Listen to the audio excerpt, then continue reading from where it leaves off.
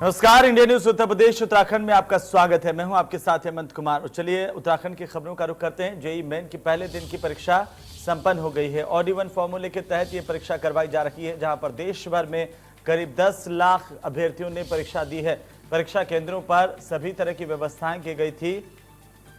Sanitisation का पूरा ख्याल रखा गया। पहले दिन की जो परीक्षा है वो संपन्न हो गई है। बड़ी और अहम जानकारी इस वक्त की जेईई मेंस की परीक्षा को लेकर के लगातार विरोध के स्वर युवाओं की ओर से उठ रहे थे।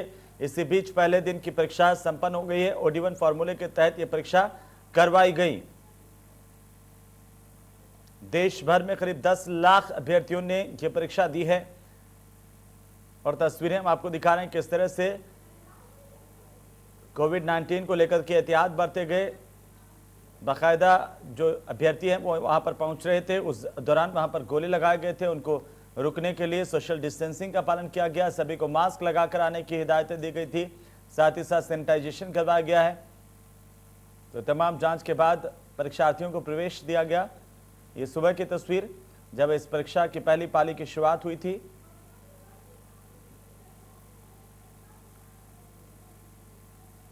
जेईई मेंस की परीक्षाओं का संचालन आज से शुरू हो गया। आज पहले दिन की परीक्षाएं समाप्त हो गई।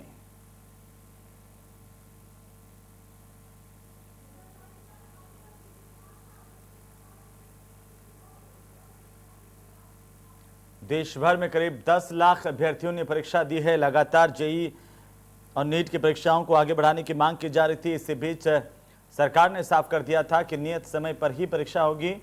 आखिरकार परीक्षाएं अब शुरू हो चुकी हैं। कोविड-19 को देखते हुए तमाम एहतियात बरते जा रहे हैं। ऑड इवन के फॉर्मूले के तहत परीक्षा करवाई गई और ये परीक्षा केंद्र के बाहर का नज़ारा हम आपको दिखा रहे हैं सुबह के वक्त का, जब पहली पारी की परीक्षाएं शुरू हुई थी।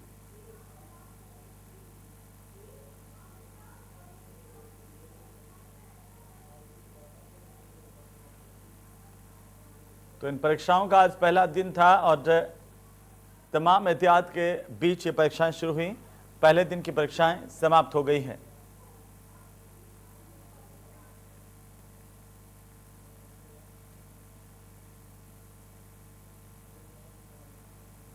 ज्यादा जानकारी के साथ हमारे संवाददाता सुभाष गौड़ हमारे साथ जुड़ रहे हैं, उनका रुख कर लेते हैं। सुभाष, क्या कुछ जानकारी जेईई मेंस की परीक्षाओं को लेकर के किस तरह से एहतियात बरते गए? जी बिल्कुल, जेईई मेंस की आज परीक्षा का पहला दिन था और ऑड एंड इवन के थ्रू ये बार परीक्षा कराई गई। और सबसे बड़ी चीज ये थी क्योंकि कोविड-19 के चलते लगातार विपक्षी दल भी मांग कर रहे थे कि परीक्षा को स्थगित कर दिया जाए, लेकिन केंद्र सरकार और राज्य सरकार के समर्थन के बाद अब परीक्षा आज से शुरू हो गई और 6 तारीख तक परीक्षा चलेगी। हालांकि आज B8 का एग्जाम था। हालांकि प्रदेश में और जो सेंटर हैं उनमें एग्जाम कराए गए, लेकिन राजधानी देहरादून में B8 के पेपर नहीं होने थे, तो इसलिए यहाँ कोई एग्जाम नहीं, सेंटर में नहीं कराया गया था। हालांकि लगातार सोशल डिस्टेंस का पालन इस एग्जाम के बीच में कराया गया था। मास्क के बिना जो छात्र थे उनकी अनुमति नहीं थी। सैनिटाइज पूरी तरीके से किया गया था और सबसे बड़ी चीज ये थी कि 1 गज की दूरी बनाकर एग्जाम कराया गया था। यानी कि एक बच्चे को छोड़ के फिर दूसरा स्थान छोड़ के तीसरे कंप्यूटर पर बच्चों को बिठाया गया था। तो कहा जा सकता है कोविड-19 में जिस तरीके से लगातार जो परीक्षाएं लगातार लेट हो रही थी, उनको कराना शुरू कर दिया गया और आज से जो परीक्षा है वो शुरू हो गई थी। हालांकि सबसे बड़ी चीज ये है कि 2 सत्र में एग्जाम कराया गया था। पहले सुबह का सत्र, उसका दोपहर का सत्र। तो ईद ऑन एन इवेंट का जरूर यहाँ देखा गया। तो सबसे बड़ी चीज ये भी थी कि परीक्षा जो सेंटर थे, यानी कि जितने भी परीक्षा सेंटर बनाए गए थे उनको पहले से सैनिटाइज किया गया था और लगातार प्रयास किया जा रहा था कि लगातार पिछले 2 दिनों से जो सेंटर थे उनको सैनिटाइज किया जाता था, साफ सफाई वहाँ की जा रही थी, ताकि किसी तरीके की संक्रमण यहाँ पैदा ना हो, किसी पर संक्रमण ना फैले। तो इस तरीके के पूरा इंतजाम राज्य सरकार और जिला प्रशासन ने राजधानी देहरादून में भी किया था। और अन्य जो सेंटर है, चाहे हरिद्वार हो, रुड़की हो या फिर उधम सिंह नगर हो, इन सभी सेंटरों में पूरी व्यवस्था पहले 4 चौबंद कर दी गई थी। बिल्कुल सुभाष, लेकिन अगर उत्तराखंड की बात करें, कितने सेंटर इस परीक्षा को लेकर के पूरे उत्तराखंड में बनाए गए हैं? वहां पर आज व्यवस्थाएं किस तरह से दिखाई दी? जो छात्रों को परेशानी की बात सामने आ रही थी, क्या छात्रों की ओर से भी इस तरह का कोई रुझान आया? जी बिल्कुल, जैसी उम्मीद की जा रही थी कि जो परीक्षा देने के लिए जो छात्र पहुँचेंगे, उस संख्या में ज़रूर छात्र परीक्षा देते हुए तो नहीं पहुँचे। लेकिन जैसे कि आपका सवाल था कि जो सेंटर्स हैं, हालाँकि पहले लगभग 500 से अधिक सेंटर पूरे प्रदेश में बनाए गए थे, लेकिन कोविड-19 के चलते जो सेंटर्स हैं, उनकी संख्या बढ़ाई गई थी। लगभग 670 से ऊपर सेंटर पूरे प्रदेश में बनाए गए थे, ताकि जो छात्र हैं, उनको किसी तरीके की दिक्कत ना हो। हम्म। कोविड-19 के चलते कई छात्र घबरा रहे थे एग्ज़ाम देने से, और वो जो एग्जाम सेंटर है वो उनमें दिखाई भी दिया कि छात्रों की संख्या पहले की तुलना में बहुत बेहद कम नजर आई। लेकिन जिस तरीके की व्यवस्था राज्य सरकार ने कही गई थी कि राज्य में की गई है, पूरी तरीके से सैनिटाइज सेंटरों को किया गया, उसके साथ ही ऑड एंड इवन का जो फॉर्मूला है वो भी अपनाया गया था। और सबसे बड़ी चीज थी कि एक कंप्यूटर में जब कोई छात्र बैठा था, तो उसके जो एक गज की दूसरी पे दूसरा कंप्यूटर, उसको छोड़ के फिर तीसरे कंप्यूटर पे दूसरे छात्र को बिठाकर एग्जाम कराया जा रहा था। तो माना जा सकता है कि सोशल डिस्टेंस का जो पालन राज्य सरकार कह रही थी कि एग्जाम के दरमियान रखा जाएगा, उसको पूरी तरीके से करते हुए नजर आए। जी लेकिन छात्रों की, अभ्यर्थियों की प्रतिक्रियाएं किस तरह की रही इस परीक्षा को लेकर के? पहले दिन की हम बात कर रहे हैं।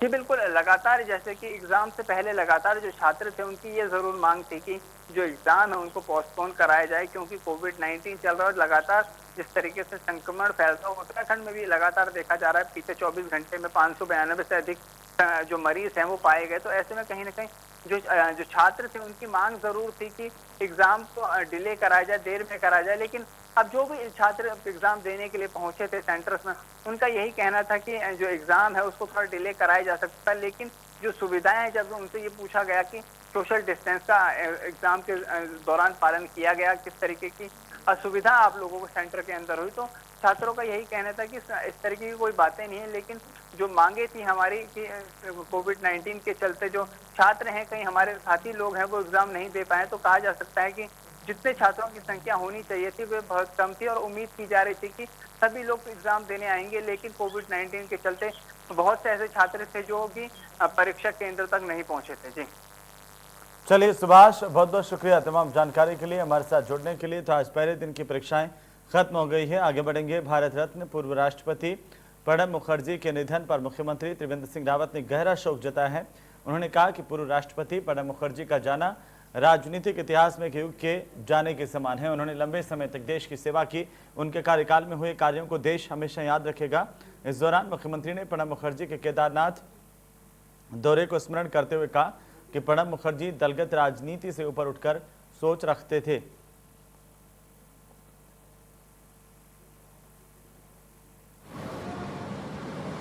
भारत रत्न और देश के पूर्व राष्ट्रपति, अनेक बार जो भारत सरकार में मंत्री रहे,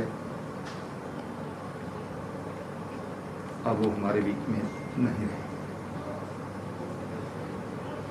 उनका जाना राजनीतिक जीवन से और राजनीतिक इतिहास में एक युग के जाने के समान है। उन्होंने दीर्घ काल तक देश की सेवा की, राजनीतिक रूप से मंत्री के रूप में, राष्ट्रपति के रूप में और एक शिक्षक के रूप में। निश्चित रूप से उनका जो जीवन है और उनका जो कार्यकाल है वो भारत के राजनीतिक इतिहास को लंबे समय तक स्मरणीय रहेगा। उधर हरीश रावत ने प्रणब मुखर्जी के निधन पर गहरा शोक जताया है। हरीश रावत ने प्रणब मुखर्जी को श्रद्धांजलि अर्पित की, कहा कि भगवान उनकी आत्मा को शांति दें। साथ ही उन्होंने कहा कि उनके परिवार को दुख सहन करने की शक्ति प्रदान करें। श्री प्रणब मुखर्जी साहब का असामयिक निधन बहुत हृदय विदारक है। करोड़ों हाथ भारतवासियों के और दुनिया भर के भगवान की तरफ उठे हुए थे कि वो उनके जीवन के ऊपर जो संकट है उससे उबर करके फिर से देश का और समाज का नेतृत्व करें। उनका निधन देश के लिए एक अपूरणीय क्षति है। इस समय जब देश में चतुर्दिक चुनौतियां हैं, प्रणब मुखर्जी साहब के मार्गदर्शन की देश को सर्वोपरि आवश्यकता थी। वो अजात शत्रु व्यक्तित्व थे। पार्लियामेंट में हो, पार्लियामेंट से बाहर हो, वो किसी के प्रति कटु नहीं थे, मगर प्रखर थे। आप कोई सवाल करें, कुछ टिप्पणी करें और प्रणब मुखर्जी साहब से आप तत्काल समुचित उत्तर न पाएं, ये हो नहीं सकता था। वहीं देहरादून में भी पूर्व राष्ट्रपति प्रणब मुखर्जी को याद करते हुए उन्हें श्रद्धांजलि अर्पित की गई। स्वामी चिदानंद मुनि महाराज ने श्रद्धांजलि अर्पित की। प्रणब मुखर्जी के साथ बिताए गए पलों को उन्होंने याद किया।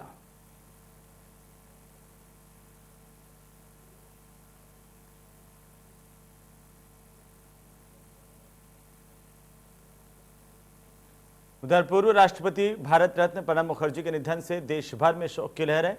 पूर्व राज्य मंत्री जसवीर राणा के नेतृत्व में कांग्रेस कार्यकर्ताओं ने बद्रीनाथ मार्ग स्थित कार्यालय में इकट्ठा होकर भारत रत्न पूर्व राष्ट्रपति प्रणब मुखर्जी के निधन पर शोक सभा का आयोजन किया। उनके चित्र पर माल्यार्पण करते हुए श्रद्धा सुमन अर्पित किए गए। साथ ही 2 मिनट का मौन रखकर पुण्य आत्मा की शांति के लिए कामना की गई। इस दौरान कांग्रेस कार्यकर्ताओं की ओर से उनके निधन को देश की अपूरणीय क्षति बताते हुए कहा गया कि देश सदैव उनके द्वारा किए गए अविस्मरणीय निर्णयों को कभी नहीं भूल सकता है। प्रणब मुखर्जी साहब का निधन देश के लिए एक अपूरणीय क्षति है। प्रणब मुखर्जी साहब द्वारा जो निर्णय अपने राष्ट्रपति काल में लिए वे एक अविस्मरणीय इतिहास है और उनके द्वारा राजनीति में स्वच्छता, शुचिता का जो योगदान दिया गया है उसको देश कभी नहीं भूल सकती। उधर नेता प्रतिपक्ष इंदिरा हृदयेश ने एक बार फिर से राज्य सरकार को निशाने पर लिया है। उन्होंने कहा कि सरकारी सिस्टम के फेल होने से राज्य की ब्यूरोक्रेसी निरंकुश हो चुकी है। ब्यूरोक्रेसी की निरंकुशता से जनता की जो समस्या लंबित पड़ी हुई है उनका समाधान अतिशीघ्र नहीं हुआ तो आंदोलन किया जाएगा। ये बात तो तय है कि जब बीजेपी सरकार के विधायक की सरकार के खिलाफ आवाज उठा रहे हैं तो इससे मालूम पड़ता है कि सरकार में सब कुछ ठीक नहीं चल रहा। ये कहना है इंदिरा हृदयेश का। उन्होंने कहा कि बीजेपी में विद्रोह के स्वर हैं और सत्तारूढ़ दल में विद्रोह के स्वर उठने का मतलब है कि प्रदेश को निराशा हाथ लगी है।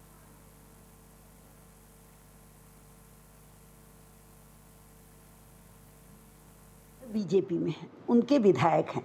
ये निर्णय उन्हें लेना है कि महेश नेगी के मामले में वो महिला जो शिकायत कर रही है उसको सुने और समाधान करें। हम तो यही कह सकते हैं, जो भी व्यक्ति इस तरह नामित किया जाए तो उसका समाधान होना चाहिए। खासकर महिलाओं के शोषण के तो घोर विरोध हैं, इसके लिए कानून भी बने हुए हैं। तो यदि कोई सत्यता है तो इन्हें तत्काल उस पर एक्शन लेना चाहिए। देखिए, भारतीय जनता पार्टी में पूरी तरह बगावत हो चुकी है। विधायकों की बैठक हो रही है, उनकी नाराज़गी नेतृत्व परिवर्तन करें। उनका कहना है प्रशासन से लेकर हमारी कोई सुनवाई नहीं हो रही है और हम आगामी चुनाव कैसे जीतेंगे। तो इस पर मैंने कहा कि अब सत्तारूढ़ दल के ही जब विधायक भारी संख्या में मांग कर रहे हैं नेतृत्व परिवर्तन की, तो इसका मतलब भारतीय जनता पार्टी में सब कुछ ठीक ठाक नहीं चल रहा है। और यदि नहीं चल रहा है तो सरकार, संगठन देश की और राज्य की नया जनादेश प्राप्त करे। जनता का विश्वास एक हो बैठी। सॉल्यूशन तो निकलने वाला, अगली सरकार कांग्रेस की आ रही और क्या सॉल्यूशन चाहिए हमें? यही तो चाहिए हमें। सॉल्यूशन ये चाहिए कि इस असंतोष से, इस नाकामी से और विकास को रोक देने की गत से ये अपनी विदाई खुद कर रहे हैं और अब तो इनके ही विधायक इनकी विदाई। वहीं लालकुआं के संजय नगर बजरी कंपनी, हाथीखाना आदि क्षेत्रों में आए दिन पेयजल की किल्लत की वजह से नाराज स्थानीय निवासियों और कांग्रेसी कार्यकर्ताओं ने जल संस्थान पहुंचकर के अधिकारियों को ज्ञापन सौंपा, अपनी नाराजगी जताई। इस दौरान कांग्रेसी कार्यकर्ताओं ने मांग की है कि जल्द से जल्द इन क्षेत्रों में पेयजल की व्यवस्था दुरुस्त की जाए, अन्यथा कांग्रेसी कार्यकर्ता क्षेत्र की जनता के साथ मिलकर आंदोलन करने को बाध्य होंगे।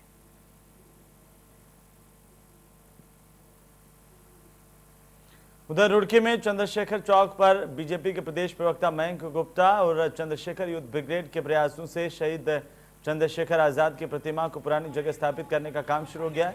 काफी संख्या में शहर के युवा चंद्रशेखर चौक पर पहुंचे और इसके बाद शहीद की प्रतिमा को पुरानी जगह स्थापित करने का काम किया गया। आपको बता दें कि रुड़की में शहीद चंद्रशेखर आजाद की प्रतिमा को पुरानी जगह स्थापित करने का काम शुरू हो गया है। और यहाँ पर पहले भूमि पूजन भी किया गया। उन लोगों से है, मेयर साहब से उन्होंने वादा किया आप सबके सामने। उधर भाजपुर में कोरोना महामारी के दौरान लॉकडाउन में बंद दुकानों का बिजली का बिल पहले की तरह आने से आक्रोशित लोगों ने कांग्रेस के कार्यकर्ताओं के साथ मिलकर मुख्यमंत्री को ज्ञापन सौंपा। संबोधित करते हुए विद्युत विभाग के एसडीओ को ज्ञापन दिया है सीएम के नाम। आपको बता दें कि कोरोना महामारी के दौरान लगे लॉकडाउन में कई व्यापारियों की दुकानें लंबे समय तक बंद रही थी, लेकिन बिजली विभाग के द्वारा दुकानों के बाहर लगाया गया मीटर की रीडिंग लगातार बढ़ती गई। इससे दुकान बंद होने के साथ साथ बिजली विभाग द्वारा दिए गए बिजली के बिलों से लोगों के सामने आर्थिक संकट मंडराने लगा है। इसे लेकर भाजपुर में कांग्रेस ब्लॉक अध्यक्ष अनिल सेन के नेतृत्व में व्यापारियों ने बिजली विभाग को रियायत दिए जाने की मांग की है।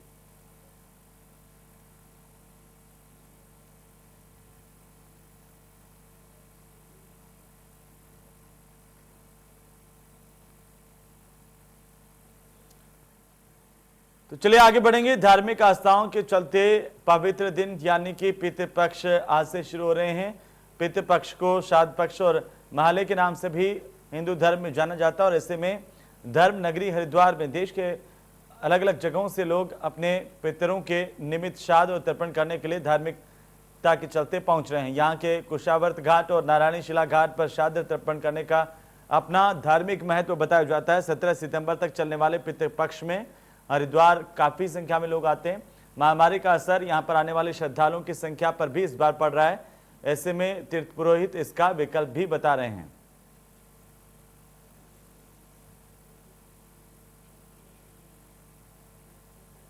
उधर कोरोना के बढ़ते प्रकोप के चलते देहरादून में डॉक्टरों ने 5 सूत्रीय मांगों को लेकर विरोध प्रदर्शन किया है। डॉक्टर्स ने अगले 1 हफ्ते का अल्टीमेटम देते हुए काली पट्टी बांधकर काम करना शुरू किया। हालांकि कल मुख्यमंत्री के संज्ञान लेने के बाद स्वास्थ्य महानिदेशक डॉक्टर अमिता उप्रेती ने प्रांतीय चिकित्सा स्वास्थ्य सेवा संघ के प्रतिनिधि मंडल से बातचीत की थी। मांगों पर पूर्ण सहमति न बनने से नाराज डॉक्टर्स ने काली पट्टी बांधकर अपना काम किया है। अब स्वास्थ्य सचिव अमित नेगी ने गुरुवार को डॉक्टर्स की मुलाकात होगी, इसके बाद ही स्थितियां साफ हो पाएंगी। उधर हरिद्वार के मामले में अतिक्रमण को लेकर के बहुजन समाज पार्टी के मुखिया मायावती ने ट्वीट किया और उन्होंने कहा कि रविदास जी का मंदिर तोड़ने की कार्रवाई अति निंदनीय है। अतिक्रमण हटाने के नाम पर मंदिर तोड़ने की कार्रवाई निंदनीय है। राज्य सरकार संत रविदास जी के अनुयायियों से बात करें, इस मामले का शीघ्र हल निकालें, बीएसपी की मांग है।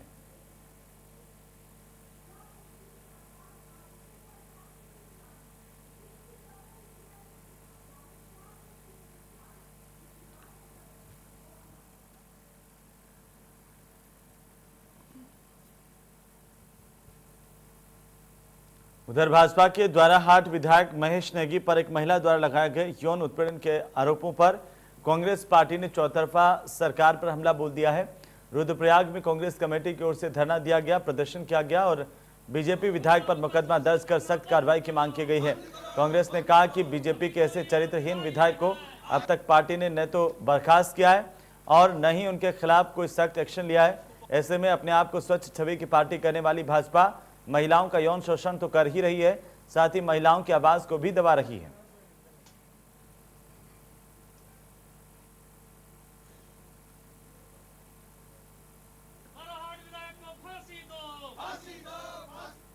उधर बीजेपी विधायक महेश नेगी पर जिस युवती ने यौन शोषण के आरोप लगाए हैं, इंडिया न्यूज ने उस पीड़िता से खास बातचीत की है, आप भी सुनिए। उत्तराखंड में त्रिवेंद्र रावत की सरकार प्रचंड बहुमत जनता ने दिया था, 57 का कमल खिलाया था। 57 में से एक विधायक महेश नेगी जिस पर आरोप लगाया यौन शोषण का लगाया है। प्रीति बिष्ट ने बच्ची है उनकी छोटी सी, वो लगातार मांग कर रही कि डीएनए टेस्ट विधायक महेश नेगी का यहाँ पर हो, लेकिन विधायक महेश नेगी लगातार कह रहे हैं कि नार्को टेस्ट होना चाहिए, मुझे ब्लैकमेल किया जा रहा है। 5 करोड़ की मांग प्रीति बिष्ट ने मेरे आगे रखी है। हमारे साथ न्यूज़ में आप मौजूद हैं। क्या आपने 5 करोड़ की मांग रखी? आप ब्लैकमेल कर रहे हैं? क्यों? अगर आप ब्लैकमेल कर रहे हैं, ये उनका आरोप है, आप नार्को टेस्ट क्यों नहीं कराना चाहते? दूसरा सवाल हमारा आपसे है। मैंने विधायक को कोई ब्लैकमेल नहीं किया है। मैं अपनी बच्ची के अधिकार उनसे मांग रही हूँ, उसका नाम उनसे मांग रही हूँ। जो उनकी बेटी है उनको अपने खून को अपना नाम देने से वो पीछे हट रहे हैं। और नार्को टेस्ट तो ये है कि सच्चाई जो है वो डीएनए से सामने आएगी, ना कि नार्को टेस्ट से सामने आएगी। मैं नार्को टेस्ट नहीं कराऊंगी। अगर विधायक जी को इतना शौक है नार्को से सच्चाई सामने लाने का तो वो अपना नार्को टेस्ट करवाएं ना, अपनी सच्चाई सामने लाएं कि वो उनकी बेटी वो है या नहीं है, वो नार्को में उनसे पूछा जाए, वो इस चीज़ को सामने लेके आए। डीएनए तो मैं करवा के रहूँगी विधायक के साथ अपनी बेटी का, चाहे मुझे उसके लिए हाई कोर्ट जाना पड़े, चाहे कहीं भी जाना पड़े। सवाल ये आकर उठता है कि आप उन्हें ब्लैकमेल कर रहे हैं, 5 करोड़ की मांग कर रहे हैं। मैं बार बार इस सवाल को लगातार रिपीट कर रहा हूँ क्योंकि पूरे देहरादून के अंदर ही सवाल लगातार बार बार कहा जा रहा है, आपके चरित्र पर सवाल उठाए जा रहे हैं। मैंने उनसे कोई 5 करोड़ रुपए की मांग नहीं गई है। क्या लगता है विधायक महेश नेगी का डीएनए टेस्ट अगर नहीं होता तो आप किस हद तक जाएंगी, क्या कुछ आपकी कानूनी प्रक्रिया होंगी? डीएनए टेस्ट क्यों नहीं होगा? पुलिस को वो दबा लेंगे क्या? हाई कोर्ट को भी वो अपने ये जो सरकार है वो दबा लेगी हाई कोर्ट को भी। हाई कोर्ट से डीएनए टेस्ट होगा। नहीं, अगर यहाँ पे होगा, इस कोर्ट में नहीं होगा तो हाई कोर्ट में उनका डीएनए टेस्ट होगा। जब एनडी तिवारी जी जो थे उनका डीएनए टेस्ट हुआ तो विधायक महेश नेगी को भी अपना डीएनए टेस्ट करवाना पड़ेगा। ये बड़ा सवाल है। स्वर्गीय नरेंद्र तिवारी आज हमारे बीच में नहीं है, रोहित तिवारी भी आज हमारे बीच में नहीं है, लेकिन प्रीति बिष्ट ने उनका जिक्र यहां पर कर डाला है। उत्तराखंड की सियासत में भूचाल है, आप सड़कों पर कूदी हुई है, पुतले लगातार फूके जा रहे हैं। महेश नेगी पर मुकदमा, भारतीय जनता पार्टी के विधायक पर मुकदमा दर्ज करने की मांग लगातार की जा रही है। कांग्रेस का भी पूरे प्रदेश के अंदर प्रदर्शन है और यहां पर बात निकली है तो दूर तक जाएगी, क्योंकि आपने स्वर्गीय नरेंद्र तिवारी जी का जिक्र यहाँ पर किया। डीएनए टेस्ट यहाँ पर हुआ था तो रोहित शेखर को उन्हें अपना पुत्र मानना पड़ा था और एक बुढ़ापे के दौरान उनकी फिर उनका विवाह भी हुआ था। वो भी कुछ हमें यहाँ पर जो तस्वीर हमने उत्तराखंड के अंदर देखी थी। क्या लगता है आपको, महेश नेगी ने क्या सपने दिखाए थे आपको? भारतीय जनता पार्टी के वो विधायक आज हैं, कुछ अरमान जगाए थे आपके अंदर, या फिर आपने ही उनको गुमराह किया था? ये सवाल भी आज यहाँ पर आपसे बनता है।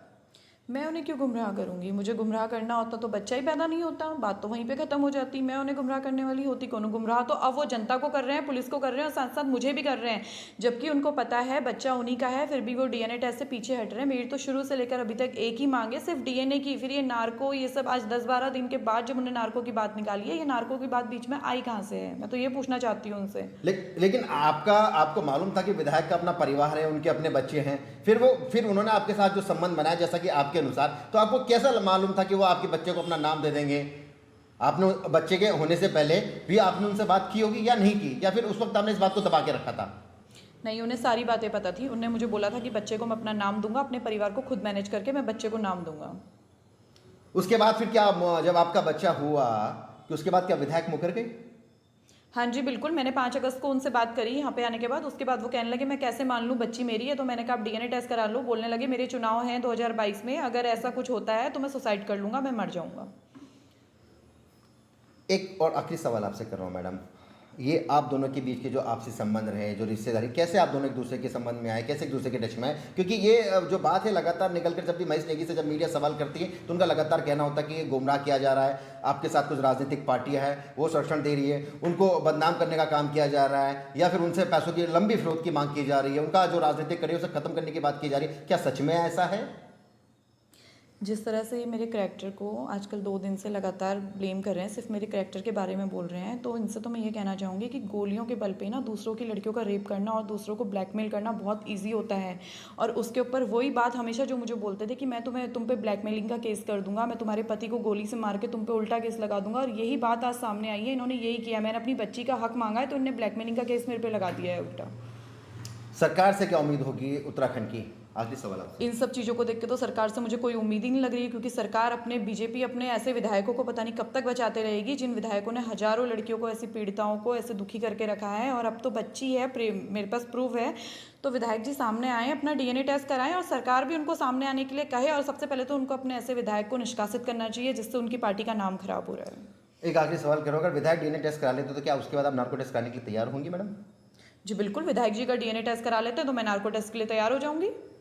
तो प्रीति को आपने सुना, प्रीति ने अपनी बात कही है, साफ तौर पर कहा कि उन्हें उत्तराखंड की सरकार पर विश्वास नहीं है। सवाल इस बात का है कि आखिर ये बच्चा किसका है? बच्चे के हक के लिए इस वक्त प्रीति लड़ाई लड़ रही है। विधायक महेश नेगी या उनके परिवार का साफ तौर पर कहना है कि 5 करोड़ रुपए की हमसे मांग की गई है, हम चाहते हैं कि महिला झूठ बोल रही है, उनके साथ राजनीतिक दलों की बात की जाए, एक गैंग है, इनका नार्को टेस्ट कराया जाए। लेकिन युवती का कहना है कि मेरी जो लड़ाई है वो लड़ाई है बच्चे के लिए, ये बच्चा किसका है और बच्चे का पता चलेगा डीएनए से, ना कि नार्को टेस्ट से। सुभाष के साथ रतन नेगी, देहरादून। तो वही मसूरी देहरादून मार्ग पर भूस्खलन की खबर है। आपको बता दें कि पिछले 40 घंटों से यह रास्ता बंद है। मसूरी देहरादून मार्ग पर गलोगी पावर हाउस के पास भारी भूस्खलन हुआ है। पहाड़ों से लगातार मलबा गिर रहा है। मुख्य मार्ग पर मलबा जमा हुआ है और पत्थर लगातार गिर रहे हैं। ये तस्वीरें हम आपको एक्सक्लूसिव तस्वीरें इंडिया न्यूज उत्तर प्रदेश उत्तराखंड पर दिखा रहे हैं और इसी के चलते इस रास्ते को खोला नहीं जा सका है।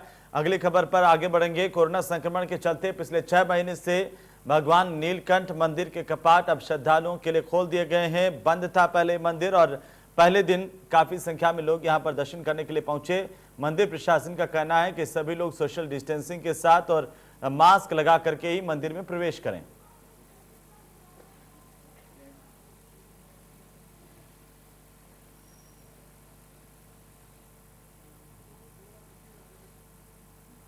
तो चलिए इसी के साथ ही इस बुलेटिन फिलहाल इतना ही। नमस्कार।